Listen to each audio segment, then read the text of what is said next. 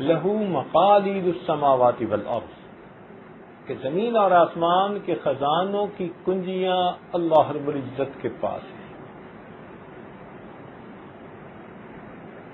ارشاد فرمایا وَإِن مِّن شَيْءٍ إِلَّا عِندَنَا خَزَائِنُهُ، جو کوئی بھی چیز ہے اس کے ہمارے پاس خزانے ہیں۔ وَمَا نُنَزِّلُهُ إِلَّا بِقَدْرٍ مَعْلُومٍ، ہم ایک معلوم اندازے کے مطابق اتارتے ہیں۔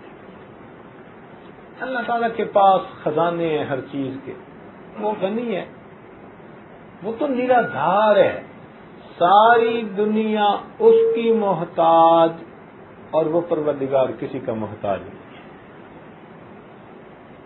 ایسا مالک و خالق ہے، غنی ہے۔ اور یہ ذہن میں رکھیں کہ پوری کائنات میں حکم اللہ رب العزت کا چلتا ہے، ہر حال میں اللہ رب العزت کی مرضی پوری ہو کے رہتی ہے۔ چنانچہ آپ ذرا غور کیجئے کہ سیدنا آدم علیہ السلام چاہتے تھے کہ میں جنت میں ہمیشہ ہمیشہ رہوں، کیونکہ شیطان نے قسم کھائی تھی وَقَاسَمَهُمَا، اس شیطان بدبخت نے آدم علیہ السلام اور اما حوا دونوں کے سامنے قسم کھا کر کہا تھا کہ اگر آپ اس درخت کا یہ پھل کھا لیں تو آپ کو ہمیشہ ہمیشہ جنت میں رہنے کا موقع مل جائے گا، وَمُلْكٍ لَا يَبْلَى، قرآن مجید کے الفاظ ہیں۔ لیکن اللہ تعالیٰ ان کو زمین پہ بھیجنا چاہتے تھے، تو بالآخر کیا ہوا؟ مرضی اللہ رب العزت کی پوری ہو کے رہی۔ دوسری مثال دیکھ لیجئے کہ سیدنا نوح علیہ السلام وقت کے پیغمبر علیہ السلام ہیں، کشتی میں ہیں، اپنا سگا بیٹا سامنے ہے، تو باپ کے دل میں بیٹے کے ساتھ کیسی محبت ہوتی ہے، اور کتنا اس کا دل چاہتا ہے کہ میرا بیٹا اس عذاب سے بچ جائے، نجات پا جائے۔ اور وہ کہتے بھی ہیں یا بنی ارکم معنا، اے بیٹے ہمارے ساتھ کشتی پہ سوار ہو جا۔ لیکن اللہ تعالیٰ نہیں چاہتے، تو نتیجہ کیا نکلا؟ فحال بینہم الموج فکان من المغرقین، حضرت نوح علیہ السلام کی آنکھوں کے سامنے ان کا بیٹا غرق ہو گیا پانی میں۔ تو مرضی کس کی پوری ہوئی؟ اللہ رب العزت کی۔ سیدنا ابراہیم علیہ السلام اور اسماعیل علیہ السلام دونوں اس بات پر متفق ہو گئے، باپ اس پہ کہ میں ذبح کر لوں بیٹے کو اللہ کے نام پہ، اور بیٹا اس پہ کہ میں اللہ تعالیٰ کے نام پہ ذبح ہوتا ہوں۔ قرآن مجید نے گواہی دے دی فَلَمَّا أَسْلَمَا، جب دونوں اس بات پہ متفق ہو گئے، دونوں اس بات پہ تل گئے، باپ ذبح کرنے پہ آمادہ، بیٹا ذبح ہونے پہ آمادہ، مگر اللہ تعالیٰ نہیں چاہتے کہ اسماعیل علیہ السلام ذبح ہوتے، تو مرضی کس کی پوری ہوئی؟ اللہ رب العزت کی۔ دیکھیے سیدنا رسول اللہ صلی اللہ علیہ وسلم نے ایک موقع پر شہد نہ کھانے کا ارادہ فرما لیا، اللہ رب العزت کی طرف سے محبوبانہ خطاب ہوا یا ایھا النبی لم تحرم ما احل اللہ لک تبتغی مرضات ازواجک واللہ غفور رحیم۔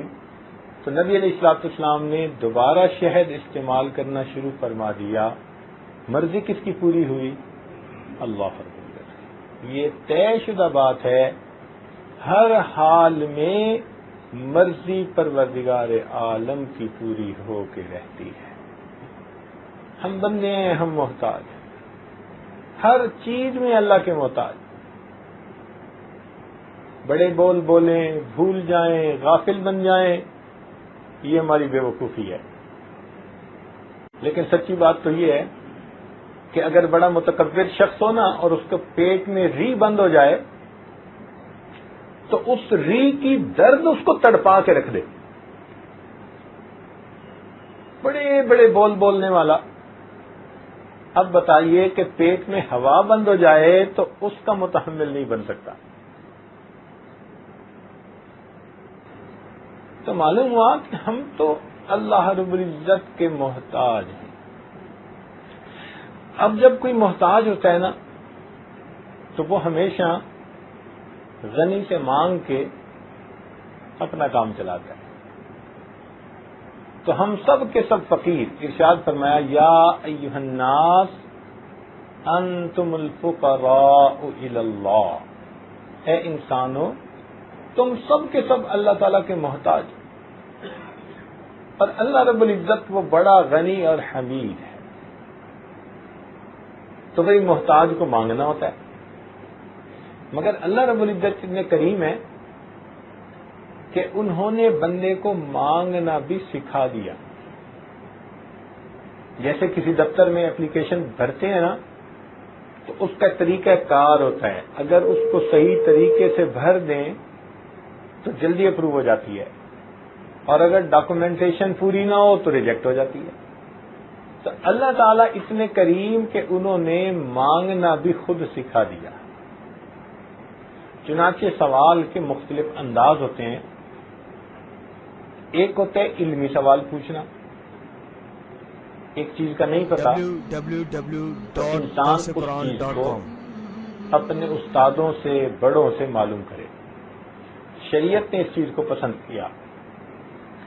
چنانچہ ارشاد فرمایا فاسألوا اہل الذکر ان کنتم لا تعلمون. اگر تمہیں کسی بات کا نہیں پتا تو تم جاننے والوں سے پوچھ لو. مفسرین نے اہل العلم اس کا ترجمہ کیا کہ ان سے معلوم کر لو. بلکہ اچھے طریقے سے سوال پوچھنا, اس کو فرمایا حسن السؤال نصف العلم. اچھے انداز سے سوال کرنا یہ بھی آدھا علم ہے. یہ بھی کہہ دیا کہ تم بھائی اچھے طریقے سے سوال کرو, اور ساتھ یہ بھی فرما دیا کہ لا تسألوا عن اشیاء ان تبد لکم تسؤکم. بھائی اگر سوال پوچھنا بھی ہے تو ایسا سوال پوچھو کہ جو سوال برائے سوال نہ ہو, کسی کو نیچا دکھانے کی نیت سے نہ ہو, اپنی علمیت ظاہر کرنے کے لیے نہ ہو, بلکہ اس کا مناسب مقصد ہے. تو حدود و قیود لگا دی. دیکھیے قرآن مجید نے طریقہ بھی بتا دیا, سمجھا دیا, آداب بھی بتا دیے, اور پھر کہا کہ ہاں تم سوال پوچھو. بلکہ اگر صحابہ کرام نبی علیہ الصلوۃ والسلام کی عظمت شان کی وجہ سے بعض اوقات سوال نہیں پوچھ پاتے تھے, تو حدیث پاک میں آتا ہے کہ اللہ تعالیٰ نے جبریل علیہ السلام کو بھیجا, اور انہوں نے آ کے نبی علیہ السلام سے سوال پوچھے, مل ایمان, مل اسلام, مل احسان, سوالات پوچھے. اور پھر نبی علیہ السلام نے بعد میں بتلایا کہ یہ تو جبرائیل تھے, آئے تھے یعلمکم دینکم, تمہیں تمہارے دین کی تعلیم دینے کے لیے. فرشتے کو بھیج کر سوالات پوچھوائے تاکہ علمی بات کھل جائے. تو معلوم ہوا کہ علم کے حاصل کرنے کے لیے سوال اچھے انداز سے پوچھ لینا اللہ تعالیٰ کو پسند ہے. اچھا طالب علم وہ ہوتا ہے کہ جو استاد سے ایسا سوال پوچھنے میں جھجک محسوس نہ کرے. حدیث پاک میں آتا ہے کہ علمی مجلس میں اگر کوئی طالب علم سوال پوچھے تو اللہ رب العزت اس سوال کے پوچھنے پر 4 بندوں کی مغفرت فرما دیتے ہیں.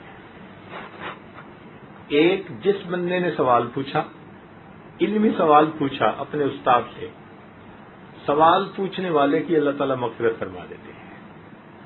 دوسرا, جس استاد نے اس کا جواب دیا اللہ تعالیٰ اس کی بھی مغفرت فرما دیتے ہیں.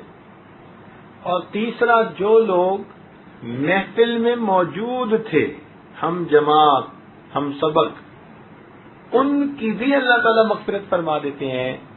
اور چوتھا, جو لوگ اس مجلس کے قیام کا سبب بنے وہ معاونین اگرچہ اپنے گھروں میں موجود ہیں مگر ان سے محبت رکھنے کی وجہ سے اللہ تعالیٰ ان کی بھی مغفرت فرما دیتی ہے۔ تو علمی سوال پوچھنے کو شریعت نے پسند کیا۔ ایک ہوتا ہے عبرت کے لیے سوال پوچھنا، اس کا بھی حکم دیا گیا تاکہ انسان عبرت حاصل کرے۔ اگر کسی کو نعمت سے محروم کر دیا گیا تو یہ عبرت پکڑ کے اپنے آپ کو سیدھا کر لے، ایسا نہ ہو کہ یہ بھی نعمت سے محروم۔ چنانچہ فرمایا سل بنی اسرائیل، دیکھو یہ امر کا صیغہ ہے، سل پوچھئے، سل بنی اسرائیل کم آتیناہم من آیۃ بینہ ومن یبدل نعمت اللہ، دیکھا جو اللہ کی نعمت کو تبدیل کرتا ہے۔ تو مقصد یہ کہ تم سبق سیکھو دوسروں سے۔ قوم یہود جن کی اللہ تعالیٰ نے شکلوں کو مسخ کر دیا، ان کے بارے میں اللہ تعالیٰ فرماتے ہیں وَاسْأَلْهُمْ عَنِ الْقَرْيَةِ الَّتِي كَانَتْ حَاضِرَةَ الْبَحْرِ، تو دیکھیں اس میں بھی سوال پوچھنے کا تذکرہ۔ تو ایسا سوال کہ جس سے انسان سبق سیکھے، عبرت حاصل کرے، اپنے گناہوں سے توبہ کر لے، نیکی میں آگے بڑھ لے، ایسا سوال کرنا بھی شریعت کی نظر میں محمود ہے۔ ایک تیسرا سوال ہوتا ہے کہ کوئی بندہ محتاج ہے، غریب ہے، وسائل نہیں، اور وہ اپنی ضرورت پوری کرنے کے لیے سوال کرتا ہے، شریعت نے اس کی بھی رعایت رکھی۔ چنانچہ ارشاد فرمایا وفی اموالہم حق معلوم للسائل والمحروم، بندے کے رزق میں جو کماتا ہے اور جس کا نصاب پورا ہو تو اس میں بھی اللہ تعالیٰ نے ایسے محتاج لوگوں کا حصہ متعین فرما دیا، زکوٰۃ کی شکل میں، صدقات کی شکل میں، عشر کی شکل میں۔ تو اللہ رب العزت نے یہ بھی متعین فرما دیا، مگر اس پر حد لگا دی، فرما دیا کہ اگر تم بغیر ضرورت کے ہاتھ پھیلاؤ گے تو یہ بات ہمیں ناپسند ہے۔ حدیث پاک میں آتا ہے کہ جو بندہ بغیر ضرورت کے دوسرے کے سامنے ہاتھ پھیلائے، اللہ تعالیٰ قیامت کے دن اس کو اس طرح کھڑا کریں گے کہ اس کے چہرے کے اوپر گوشت نہیں ہوگا۔ یہ غیر کے سامنے چہرہ کرتا تھا، اب اس کے چہرے کی رونق تازگی کو ختم کر دیا جائے گا۔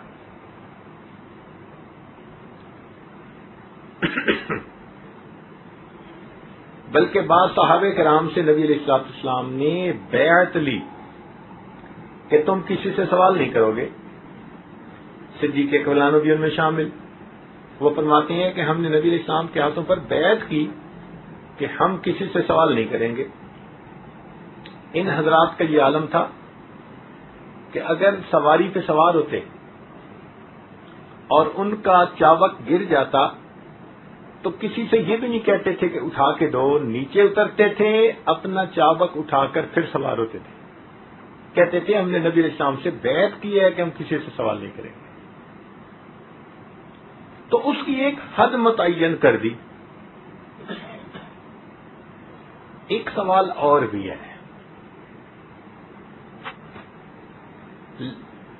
اچھا دیکھیے قرآن مجید میں نا بہت سارے سوالات بھی نقل کیے گئے اور ان کے جوابات بھی بتلائے گئے، مگر قرآن مجید کی ایک ترتیب ہے، ذرا غور فرمائیے گا، علمی نکتہ ہے، ایک ترتیب ہے۔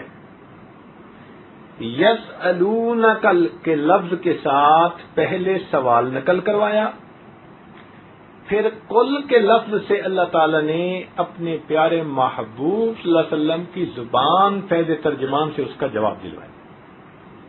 مثلا یسألونک عن الروح قل الروح من امر ربی، تو یسألونک کے لفظ سے سوال پہلے ڈسکرائب کیا، پھر قل کے لفظ سے اللہ تعالی نے اپنے محبوب صلی اللہ علیہ وسلم کی زبان میں اس کا جواب دلوایا۔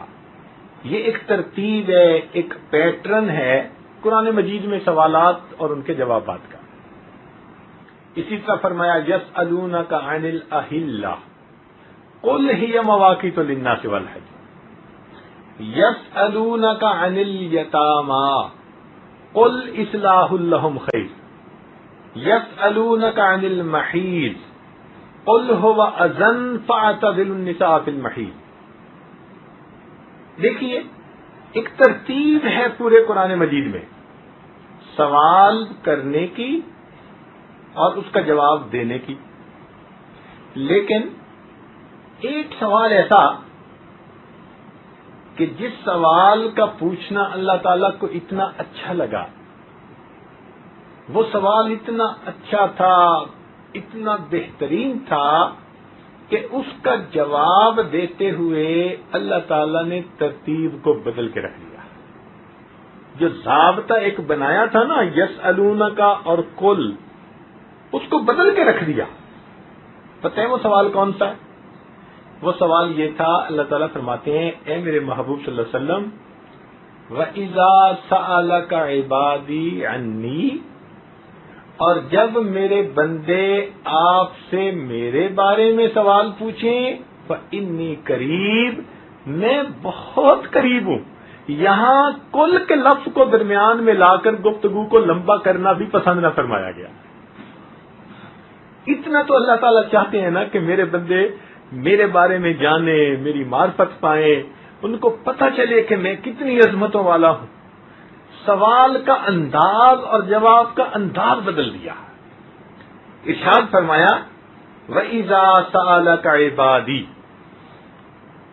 اب آگے کل کے ذریعے سے بھی جواب دلوایا جا سکتا تھا، مگر نہیں، یہ سوال تھا ہی ایسا کہ اس رب کریم کو پسند آ گیا، اسے اچھا لگا. اچھا میرے بندے میرے بارے میں معلوم کرنا چاہتے ہیں، تو فرمایا فَإِنِّي قریب، میں تو بہت قریب ہوں، ان کی رگے جان سے بھی زیادہ ان کے قریب ہوں. تو اللہ رب العزت تو انسان کے اتنا قریب ہے، لہذا معلوم ہوا کہ اللہ رب العزت سے مانگنا تو سب سے آسان کام ہے. دیکھیے ایک ہے مخلوق سے مانگنا اور ایک ہے خالق سے مانگنا، اس میں بڑا فرق ہے. مخلوق سے اگر آپ مانگیں تو ایک مرتبہ کوئی دے گا، دوسری مرتبہ دے گا، تیسری مرتبہ منہ بنا لے گا اور چوتھی مرتبہ جھنڈی دکھا دے گا، قطع طلبی کر لے گا، کہے گا جی یہ ہر وقت مانگتا ہی رہتا ہے. مگر اللہ تعالیٰ کا معاملہ جدا ہے. ایک دفعہ مانگو وہ دیتے ہیں، دوسری دفعہ مانگو وہ دیتے ہیں، تیسری دفعہ مانگو وہ دیتے ہیں. بلکہ جو بندہ ہر چیز اللہ رب العزت سے مانگے، ہر وقت اللہ سے مانگے، اللہ تعالیٰ اس بندے کو اپنا دوست بنا لیتے ہیں. فرماتے ہیں کہ یہ میرا ولی ہے کہ میرے سوا کسی اور سے مانگتا ہی نہیں ہے. اللہ اکبر، کتنا فرق ہے بھائی مخلوق کے دینے میں اور پروردگار کے دینے میں. اس کو اللہ تعالیٰ اپنا دوست بنا دیتے ہیں. اور ایک اور بات سنیے کہ مخلوق کئی مرتبہ دیتی ہے نا تو غصے سے دیتی ہے. آپ گاڑی میں بیٹھے ہیں، کوئی بچہ آ گیا مانگنے والا، اس نے آپ کی گاڑی کا شیشہ انگلی سے کھٹکھٹایا، آپ اسے پہلے کہتے ہیں جاؤ بھائی آگے جاؤ، وہ پھر مانگتا ہے. آپ کہتے ہیں بھائی چلے جاؤ، وہ پھر مانگتا ہے. اور یہ لوگ ہوتے بھی خوب ٹرینڈ ہیں، ایسے ایسے الفاظ کہتے ہیں کہ اگلا مجبور ہو جائے دینے پر. اب آپ دینا نہیں چاہتے تھے، اس نے ایسے لفظ بولے کہ آپ مجبور ہو گئے دینے پہ، تو غصہ آیا آپ کو. غصے میں آپ 1 روپیہ نکال کے اس کو پکڑا دیتے ہیں، غصے سے اس کی طرف دیکھ کے دیتے ہیں. تو مخلوق کئی مرتبہ دیتی بھی ہے تو غصے سے دیتی ہے. رب کریم وہ عطا کرنے والے ہیں، جب بھی دیتے ہیں ہمیشہ پیار کے ساتھ دیتے ہیں. وہ غصے ہو کے نہیں دیتے. ہم نہیں کہتے ہیں کہ لے اور میرے پیچھے سے اتر ہے مگرون لاؤ، ایسے ہی کہتے ہیں نا. 1 روپیہ اس کو دے کے کہتے ہیں جان چھڑاؤ. لیکن نہیں، اللہ رب العزت کا معاملہ یہ نہیں ہے. بندہ اس سے مانگتا ہے، اللہ رب العزت خوش ہو کے بندے کو عطا کرتے ہیں. اچھا، مخلوق کے مانگنے میں ایک اور بھی فرق ہے کہ مخلوق میں اگر کسی بڑے بندے سے چھوٹی سی چیز مانگو تو وہ ناراض. مثلا آپ کسی امیر وزیر کے پاس چلے جائیں اور کہیں جی 1 چونی دے دیں، مجمع میں مانگے، تو وہ آپ سے ناراض ہوگا، کہے گا کیوں تو نے مجھے اتنا غریب سمجھ لیا، بڑے مجمع میں تو مجھ سے 1 چونی مانگتا ہے. تو بڑے سے چھوٹی چیز مانگ لو تو وہ ناراض، اور اگر کسی غریب سے جا کر کہہ دو کہ جی مجھے 2 کروڑ روپیہ قرضہ دے دو تو وہ ناراض. کہتا ہے یہ کوئی بندہ ہے؟ اندازہ لگاؤ، مانگتا بھی ہے تو یہ نہیں کہ چلو 1000 2000 اتنا. تو چھوٹے سے بڑی چیز مانگ لو تو وہ ناراض، اور بڑے سے چھوٹی چیز مانگ لو تو وہ ناراض. قربان جائیں اس پروردگار کی عطا پر کہ اس بندے سے، اس پروردگار سے کوئی بندہ کتنا ہی کیوں نہ مانگے، جتنا مانگے اللہ تعالیٰ اس کی امیدوں سے بڑھ کر دیتے ہیں. حتیٰ کہ جوتے کا ٹوٹا تسمہ بھی مانگے اللہ تعالیٰ پھر بھی ناراض نہیں ہوتے. وہ یہ نہیں کہتے کہ میں ساری کائنات کا مالک، تم مجھ سے جوتے کا تسمہ مانگتا ہے. نہیں نہیں، اللہ تعالیٰ کی شان یہ ہے تھوڑا مانگو وہ پھر بھی خوش ہیں، اور اگر اپنی من مانی کے مطابق یعنی اپنی من پسند کے مطابق مانگو اللہ تعالیٰ پھر بھی بندے سے خوش ہوتے ہیں. تو مخلوق کے دینے میں اور پروردگار کے دینے میں کتنا فرق ہے. تو جب بندے نے مانگنا ہی ہے تو بھائی اپنے رب سے کیوں نہ مانگے. وہ ایک بزرگ کے پاس آدمی آیا، کہتے حضرت یہ جو حاکم وقت ہے نا آپ کی بڑی بات مانگتا ہے، آئیں چلیں ذرا اس سے میرے لیے فلاں چیز مانگے. تو ان بزرگوں نے اسے سمجھایا کہ دیکھو بھائی اس وقت تو حاکم کا دروازہ بھی بند ہو گیا ہوگا، رات کا وقت ہے، تو ہم کھلے دروازے کو چھوڑ کر بند دروازے کی طرف کیوں جائیں بھائی. اس نے کہا کیا مطلب؟ کہنے لگے کہ ایک رب کا در ہے جو کبھی بند ہی نہیں ہوتا، تو تم کیا چاہتے ہو میں کھلے دروازے کو چھوڑ کے بند دروازے کی طرف چلا جاؤں گا.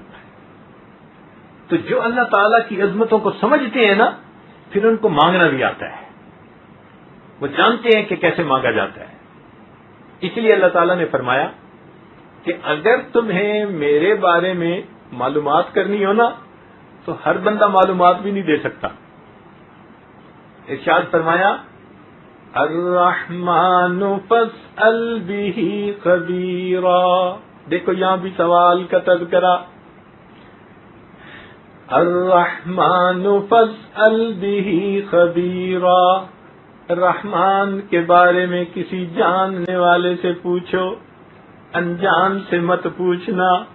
اس کو کیا پتا وہ کتنا کریم ہے، وہ کتنا رحیم ہے. رحمان کے بارے میں پوچھنا چاہتے ہو، الرحمن فاسأل به خبیرا. میرے بندو وہ اتنا عظیم پروردگار ہے کہ اگر پوچھنا چاہتے ہو تو کسی سمجھدار سے بات کرنا، جاننے والے سے پوچھنا، وہ بتائے گا پروردگار کتنا کریم ہے، کتنا رحیم ہے. تو اللہ رب العزت تو چاہتے ہیں کہ میرے بندے میرے بارے میں پوچھیں، ان کو پتہ چلے میری عظمتوں کا، اور پھر یہ بندے مجھ سے مانگے. اللہ اکبر. جو پروردگار اتنا کریم ہو کہ دوسروں کو منع فرما دے کہ تم مانگنے والے کو جھڑکی نہ دینا. چنانچہ قرآن مجید میں کیا ارشاد فرمایا؟ فرمایا وَأَمَّا السَّائِلَ فَلَا تَنْهَرْ، کہ آپ سوالی کو انکار نہ فرمائیے، جھڑکی نہ دیجیے. اب سوچئے کہ جو پروردگار دوسروں کو حکم فرما رہا ہے کہ آپ مانگنے والے کو انکار نہ فرمائیے، جھڑکی نہ دیجیے، تو جب کوئی اس کریم پروردگار سے مانگے گا اللہ تعالیٰ اس کو کیسے محروم فرمائے گا؟ اللہ اکبر! وہ تو بڑا کریم آقا ہے، وہ تو دیتا ہے اور بندے کی امیدوں سے بڑھ کے دیتا ہے۔ انسان اللہ تعالیٰ سے مانگے، ہر ضرورت مانگے، اللہ تعالیٰ اس کی ہر ضرورت کو پورا کرتے ہیں۔ وہ تو خوش ہوتے ہیں کہ میرا بندہ مجھ سے مانگنے کے لیے آیا، میرے دروازے پر آیا مانگنے کے لیے، اس کو پتا ہے کہ کوئی اس کا بھی رب ہے، اس کا پالنے والا ہے۔ اس بات پہ رب کریم خوش ہو جاتے ہیں۔ چنانچہ اللہ تعالیٰ کی شان عطا کا کیا کہنا کہ اللہ تعالیٰ کے محبوب صلی اللہ علیہ وسلم نے اللہ تعالیٰ کی دین کے بارے میں تفصیل بتائی۔ چھوٹی سی حدیث ہے جس میں فرما دیا، فرمایا من لم يسأل اللہ یغضب علیہ، جو بندہ اللہ سے نہیں مانگتا اللہ رب العزت اس بندے سے ناراض ہو جاتے ہیں۔ دنیا والوں سے مانگو تو وہ ناراض، وہ کتنا کریم پروردگار ہے کہ اگر کوئی اس کے در پہ آ کے نہ مانگے رب کریم نہ مانگنے والے سے ناراض ہو جاتے ہیں۔ من لم يسأل اللہ یغضب علیہ، جو اس رب کریم سے نہ مانگے گا اللہ تعالیٰ اس بندے سے ناراض ہوں گے۔ اور پھر مانگے اور واقعی اخلاص کے ساتھ مانگے اللہ تعالیٰ عطا فرما دیتے ہیں۔ حتیٰ کہ اگر مقدر میں کوئی چیز دنیا میں نہیں بھی لکھی اللہ تعالیٰ اس کو دنیا کی بجائے آخرت میں عطا فرما دیتے ہیں۔ چنانچہ حدیث پاک ہے، سنیے اور ذرا دل کے کانوں سے سنیے کہ نبی علیہ الصلوۃ والسلام نے ارشاد فرمایا، من سأل اللہ الشہادۃ بصدق، جو اللہ تعالیٰ سے شہادت کی موت سچائی دل کے ساتھ اخلاص کے ساتھ مانگے، بلغہ اللہ منازل الشہداء وان مات علی فراشہ، اگرچہ وہ بندہ اپنے بستر پر مرے گا اللہ تعالیٰ قیامت کے دن شہداء کی قطار میں کھڑا فرما دیں گے۔ اور جو چیز مقدر میں نہیں بھی لکھی دنیا میں اگر نہیں ملے گی رب کریم اس سوال کو ادھورا نہیں چھوڑیں گے، دنیا میں نہیں تو آخرت میں ضرور عطا فرما دیں گے۔ تو جب ملنا ہی ہے اس در سے مانگنے والے کو تو بھئی مانگنے میں کمی کیسی؟ اس لیے عزیز دوستو، ہمیں اللہ تعالی سے جتنا مانگنا چاہیے ہم مانگتے نہیں ہیں۔ آج دیکھیں نماز پڑھ کے 15 سیکنڈ کی دعا، آدھے منٹ کی دعا۔ اب آدھے منٹ کی دعا میں ہم نے کیا مانگا اللہ سے؟ بھائی ہمارے اکابر مستقل عمل سمجھتے تھے اس دعا مانگنے کو۔ نبی علیہ السلام نے فرما دیا الدعاء مخ العبادہ، کہ دعا تو عبادت کا مغز ہے۔ رات کو تہجد پڑھتے تھے اور اللہ تعالی سے مانگتے تھے۔ وہ جانتے تھے کہ رات کو اللہ رب العزت کی طرف سے ایک خصوصی دینے کا دروازہ کھول دیا جاتا ہے۔ چنانچہ حدیث پاک میں آتا ہے ایک فرشتہ تہجد کے وقت اعلان کرتا ہے حل من سائل فاعطی له، ہے کوئی سوال کرنے والا کہ جس کو عطا کر دیا جائے؟ ہم تو مائل و کرم ہیں، کوئی سائل ہی نہیں، راہ دکھلائیں کسے راہ رو منزل ہی نہیں، طور تو موجود ہے موسیٰ ہی نہیں۔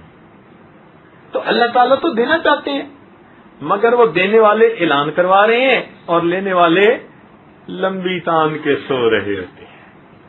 اور جب صبح اٹھتے ہیں تو کہتے ہیں جی کہ یہ پریشانی ختم نہیں ہوتی، یہ ختم نہیں ہوتی، یہ ختم نہیں ہوتی۔ تو بھئی اس وقت کہاں سے جب ادھر سے آوازیں دلوائی جا رہی تھی کہ مانگنے والوں تم اپنی درخواستیں پیش کرو، عطا کرنے والا تمہارے امیدوں سے بڑھ کر تمہیں عطا کر دے گا۔ تو سچی بات تو یہ کہ ہم جو یہ کہتے ہیں نا جی یہ نہ ملا وہ نہ ملا، یہ ہم خواہ کی شکایت کرتے ہیں، ہم الزام ان کو دیتے تھے، قصور اپنا نکل آیا۔ ہم مانگنے کے ڈھب سے مانگتے ہی نہیں ہیں۔ مانگتے رہیں امید کے ساتھ. پھر دیکھیں اللہ تعالیٰ کیسے در کھولتے ہیں, کیسے اللہ تعالیٰ مشکلوں کو آسان کر دیتے ہیں. اس کی رحمت کی ایک نظر ہماری مشکلات کی سب جو ہے مشکلات وہ ختم ہونے کا ذریعہ بن جائے گی. یہ خزاں کی فصل کیا ہے فقط ان کی چشم پوشی. یہ خزاں کی فصل کیا ہے فقط ان کی چشم پوشی. وہ اگر نگاہ کر دے تو ابھی باہر آئے. اللہ تعالیٰ کی رحمت کی نظر ہو جاتی ہے. مانگنا نہ چھوڑے بندہ, دن میں بھی مانگے, رات میں بھی مانگے, خوب مانگے. ہم تھوڑ دلے ہیں, 1 منٹ 2 منٹ دعا مانگ کے, اور دعا مانگنے کا انداز بھی آج کل ہمارا عجیب ہوتا ہے کہ جیسے افسر آتے ہیں نا دفتر میں تو اپنے ماتحتوں کو کام ذمہ لگا دیتا ہے, یہ کر دینا, یہ کر دینا, یہ کر دینا. ہماری دعا پہ ذرا غور کرنا, وہ بھی ایسی ہوتی ہے, اے اللہ میری بیٹی کا رشتہ ہو جائے, میرے بیٹے کو جاب مل جائے, میری بیوی کو صحت ہو جائے. ہم بھی گویا معاذ اللہ اپنے پروردگار کے ذمہ کام لگا رہے ہوتے ہیں. اس کو تو مانگنا نہیں کہتے, مانگنے کا انداز ہوتا ہے. آپ نے کبھی دیکھا ایک بندے کو جو فقیر ہوتا ہے, 1 روپے کا سوال کرنا ہوتا ہے, اس کے لیے اس نے پھٹے کپڑے پہنے ہوتے ہیں, اور جب ہاتھ اٹھاتا ہے پھیلاتا ہے تو ہاتھ بھی کانپ رہے ہوتے ہیں, اور آواز بھی لرزائی ہوئی ہوتی ہے, اور ایسا مسکین بن کے وہ سوال کرتا ہے کہ جیسے اس سے بڑا محتاج تو کوئی ہے نہیں. اور جس نے 1 روپیہ مانگنا ہو وہ بندے سے اتنا عاجزی سے مانگتا ہے, تو جس بندے نے اللہ رب العزت سے اللہ کو مانگنا ہو اور اس کی نعمتوں کو مانگنا ہو تو پھر ہمیں کتنی عاجزی سے مانگنا چاہیے. یہ مانگنا تو نبی علیہ الصلوۃ والسلام کو آتا تھا اور انہوں نے آگے امت کو سکھایا. حدیث پاک میں ہے کہ بدر کی رات نبی علیہ الصلوۃ والسلام نے سجدے میں سر ڈالا, ایسی دعا کی کہ آپ نے جب دعا فرمائی صدیق اکبر لانو کھڑے دیکھ رہے تھے, ان کا دل بھر آیا اور کہنے لگے اے اللہ کے محبوب آپ سر اٹھائیے, اللہ کی مدد یقیناً آ کے رہے گی. یہ مانگنا ہوا نا کہ دیکھنے والے کو ترس آ جائے, اور دینے والے کو تو ترس آنا ہی ہے. مانگنے والے کا تو مزہ یہ کہ ایسے اس نے عاجزی سے مانگا کہ دیکھنے والے کو بھی ترس آ گیا. کبھی ہم نے ایسی دعا مانگی کہ ہم اتنی عاجزی سے مانگے کہ دیکھنے والے کو ترس آ جائے. اصل میں ہمیں مانگنا نہیں آتا, اس لیے اللہ تعالی کے در سے اپنی پریشانیوں کا حل مانگیے اور اللہ رب العزت کی نعمتوں سے فیض پائیے. ہمارا تو کام چل ہی اللہ تعالیٰ کی رحمت سے رہا ہے. قدم قدم پہ لمحہ لمحہ ہم اللہ تعالیٰ کی نعمتوں کے محتاج ہیں. ہر نعمت کے محتاج ہیں, اور وہ پروردگار اتنا ہے کہ یہی نہیں کہ وہ صرف اپنوں کو دیتا ہے. دنیا میں تو ایسے ہی ہوتا ہے نا, کوئی اقتدار میں آ گیا تو چن کے جو اپنے حمایتی, اپنے ووٹر, اپنی پارٹی کے ہوتے ہیں ان کو دیتے ہیں.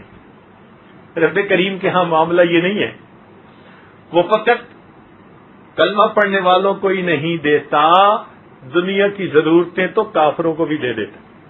یاد رکھیں وہ نیکوکاروں کو بھی دیتا ہے, گناہ گاروں کو بھی دے دیتا ہے, وفاداروں کو بھی دے دیتا ہے, غداروں کو بھی دے دیتا ہے. وہ اتنا کریم پروردگار ہے, اپنے اور پرائے سب کو دے دیتا ہے. بلکہ میں تو یوں کہوں کہ اپنوں کو اگر وہ دال ساگ دے دیتا ہے تو کوئی غیر ہوتا ہے تو مرغ مسلم دے کے دنیا میں اس کے منہ بند کر دیا کرتا ہے. لے جاؤ تم دنیا کی سب نعمتیں, تو دنیا میں تو وہ ہر ایک کو دیتا ہے. ایسا دینے والا اللہ اکبر کہ جس در سے کوئی خالی نہ جائے. اس لیے ہمیں چاہیے ہم اس پروردگار سے خوب مانگیں, اللہ رب العزت کی رحمتوں کی انتہا مانگیں, اللہ تعالیٰ کی محبت اللہ سے مانگیں. پھر دیکھیے اللہ رب العزت کتنی مہربانی فرماتے ہیں. ہمارے آنے میں دیر ہے, اللہ رب العزت کی عطا میں دیر نہیں ہے. اللہ تعالیٰ عطا فرما دیتے ہیں. ہم آتے نہیں اس کے در پہ صحیح مانگنے کی طرح. تو اس لیے آج سے یہ دلوں میں ارادے کیجئے کہ ہم اپنی نمازوں کے بعد دعائیں مستقل عبادت سمجھ کر مانگیں گے. یہ جو سیکنڈوں اور منٹوں کی دعائیں ہیں نا، اس سے کام نہیں بننا. منٹوں سیکنڈوں کی دعاؤں سے اللہ کی پناہ مانگیں. ہاں، وقت کی کمی کوتاہی تو چلو مختصر دعا کافی، لیکن ہم نے تو اس کو عادت بنا لیا. ذرا آپ غور کیا کریں، مسجد میں بیٹھ کے جو نماز پڑھے گا کئی دفعہ تو ہاتھ اٹھاتے بھی نہیں پوری طرح اور منہ پہ پھیر کے چل دیتے ہیں. کیا اتنی جلدی پڑھی ہوئی ہے؟ لگتا ہے کہ شاید دعا میں 2 لفظ بھی 2 فکرے بھی پورے نہیں بولے ہوں گے. تو ہمارا تو یہ حال ہے. اور پھر دعا مانگنے والوں کا حال یہ کہ ایک صاحب دعا مانگ کے اٹھے، قریب ہی بیٹھے ہوئے تھے، تو میں نے ان کو بٹھا لیا اور میں نے پوچھا بھائی کیا دعا مانگی؟ کہتے ہیں حضرت سچ بتاؤ یاد نہیں ہے. واہ بھائی واہ، دعا بھی کیا مانگی کہ طوطے نے جو رٹی ہوئی تھی وہ بس پڑھنی شروع کر دی اور پتہ ہی نہیں کہ کیا مانگا. تو بھائی دعائیں مانگنا اور چیز ہوتی ہے اور دعائیں پڑھنا اور چیز ہوتی ہے. آج کل ہم دعائیں مانگتے نہیں ہیں، ہم دعائیں پڑھتے ہیں، اس لیے دعائیں قبول نہیں ہوتی. اگر ہم صحیح طرح سے دعائیں مانگنے لگ جائیں تو اللہ رب العزت ہمارے حالات کو بدل کے رکھ دے. اس لیے اللہ تعالیٰ سے خوب مانگے، جتنا چاہے اللہ تعالیٰ سے مانگے، وہ پروردگار عطا کرنے والا ہے. اس لیے تو فرمایا کہ بھئی میرے بارے میں جب پوچھنا ہے نا تو ہر کسی سے مت پوچھنا. کسی کو کیا خبر، جاننے والوں سے پوچھنا، وہ تمہیں بتائے گا کہ ہم کتنے کریم ہیں، کتنے رحیم ہیں، کتنے غفور ہیں، کتنے ہم مہربان ہیں اپنے بندوں کے اوپر. کسی جاننے والے سے سوال پوچھنا، وہ تمہیں صحیح بتائے گا. الرحمن فاسأل به خبیرا، رحمان کے بارے میں کسی جاننے والے سے پوچھنا. ہم تو اتنے کریم ہیں کہ بنی اسرائیل کا ایک آدمی 100 بندوں کو قتل کرنے کے بعد توبہ کی نیت سے چل پڑتا ہے، رستے میں موت آتی ہے، ہم اس کے گناہوں کو بھی معاف فرما دیتے ہیں. بنی اسرائیل میں قحط پڑتا ہے، ایک آدمی ٹیلے کو دیکھ کر سوچتا ہے اتنا آٹا ہوتا میں اللہ کے راستے میں صدقہ کر دیتا. ہم اتنے کریم ہیں، فرشتوں کو حکم دیتے ہیں اتنا صدقہ کرنے کا ثواب دے دیا جائے. ایک زانیہ عورت پیاسے کتے کو پانی پلا دیتی ہے، اس کی پیاس بجھانے پر ہم اتنے خوش ہوتے ہیں، اس کے گناہوں کو معاف کر دیتے ہیں.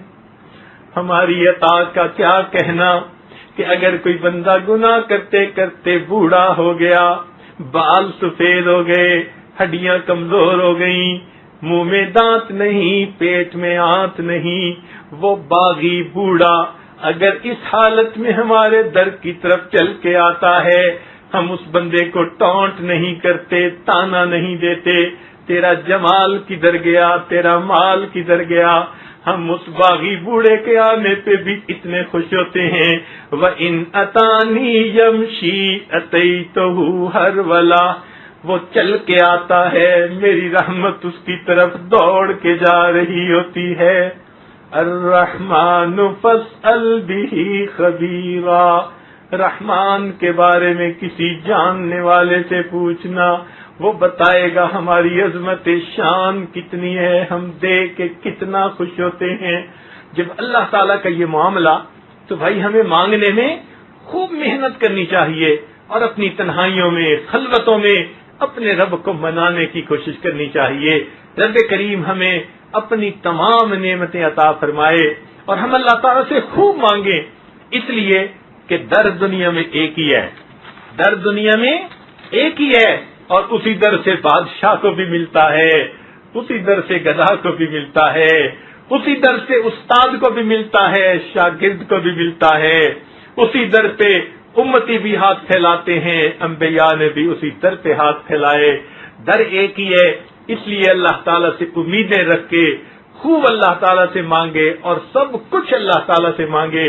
اور اللہ تعالیٰ کی بارگاہ میں یہ عرض کرے کہ اے پروردگار ہم ناپ تول کے قابل نہیں ہیں، جس طرح آپ نے ہماری پیشانیوں کو غیر کے سامنے جھکنے سے بچا لیا، ہمارے ہاتھوں کو بھی غیر کے سامنے پھیلنے سے بچا لیجیے۔ اے اللہ، جس طرح آپ نے ہماری پیشانیوں کو غیر کے سامنے جھکنے سے محفوظ فرما لیا، اے کریم آقا ہمارے ہاتھوں کو غیر کے سامنے پھیلنے سے بچا لیجیے۔ اے اللہ، ہم صحت میں آپ کے محتاج، رزق کے بارے میں محتاج، آج لوگ پریشان ہیں اور ان کو بتانے والے کہتے ہیں فلاں جگہ چلے جاؤ عملیات والوں کے پاس، فلاں جگہ چلے جاؤ، کسی کے پاس جانے کی ضرورت نہیں۔ وہ پروردگار انسان کی سرگوشی کو بھی سن لیتا ہے، اس سے کیوں نہ انسان تنہائی میں بیٹھ کے ہم کلامی کرے اور مانگے، اللہ رب العزت ہماری سب پریشانیوں کو دور فرما دیں گے۔ اے پروردگار، آج اس وقت ہم اپنے لیے انفرادی بھی مانگیں، اجتماعی دعائیں بھی مانگیں۔ میرے دوستو، ہم ہر طرف سے کٹ چکے ہیں، اب تو ایک ہی راستہ ہمارے پاس ہے، اس کے سوا کوئی دوسرا راستہ ہی نہیں۔ اے پروردگار، اگر آپ نے بھی ہمیں اپنے در سے دستکار دیا تو پھر ہمارا کیا بنے گا؟ اس لیے ہم تو آپ کے در پہ اس نیت کے ساتھ آئے ہیں کہ اب آپ کے در کے سوا ہمیں کسی طرف آنکھ اٹھا کے بھی نہیں دیکھنا۔ رب کریم رحمت فرما کے ہمارے دامن بھر دیجیے۔ دیکھنا پھر اللہ تعالیٰ کیسے رحمتیں فرماتے ہیں۔ چنانچہ کسی نے کیا اچھی بات کہی، اس نے کہا تنگ دستی کے جو عالم میں گھبراتا ہوں۔ انسان جب پریشان ہو جاتے ہیں نا، تنگ دست ہو جاتا ہے تو بڑا گھبراتا ہے۔ تنگ دستی کے جو عالم میں گھبراتا ہوں، پر درے غیر پہ جاتے ہوئے کتراتا ہوں، مگر اللہ میں کسی غیر کے در پہ چل کے نہیں جاتا، مانگتا تو آپ ہی سے ہوں، مسجد میں آ کے دعائیں کرتا رہتا ہوں۔ تنگ دستی کے جو عالم میں گھبراتا ہوں، پر درے غیر پہ جاتے ہوئے کتراتا ہوں، ہاتھ پھیلانے میں محتاج کو غیرت کیسی، جب کوئی محتاج ہوتا ہے تو پھر وہ ہاتھ پھیلاتے ہوئے نہیں شرمایا کرتا، جہاں ضرورت پوری ہوتی نظر آتی ہے ہاتھ پھیلا دیتا ہے۔ اے اللہ، ہاتھ پھیلانے میں محتاج کو غیرت کیسی، شرم آتی ہے کہ بندہ تیرا کہلاتا ہوں، مگر اللہ مجھے شرم آتی ہے غیر کی طرف چل کے جاتے ہوئے، اس لیے کہ لوگ مجھے آپ کا بندہ کہتے ہیں۔ تنگ دستی کے جو عالم میں گھبراتا ہوں، پر درے غیر پہ جاتے ہوئے کتراتا ہوں، ہاتھ پھیلانے میں محتاج کو غیرت کیسی، شرم آتی ہے کہ بندہ تیرا کہلاتا ہوں۔ اے اللہ، جب بندے آپ ہی کے ہیں تو آپ ہی کے سامنے دامن پھیلائیں گے، آپ ہم پر مہربانیاں فرما دیجئے۔ اللہ تعالی ہمیں اپنی ذات سے صحیح انداز سے مانگنے کی توفیق عطا فرمائے۔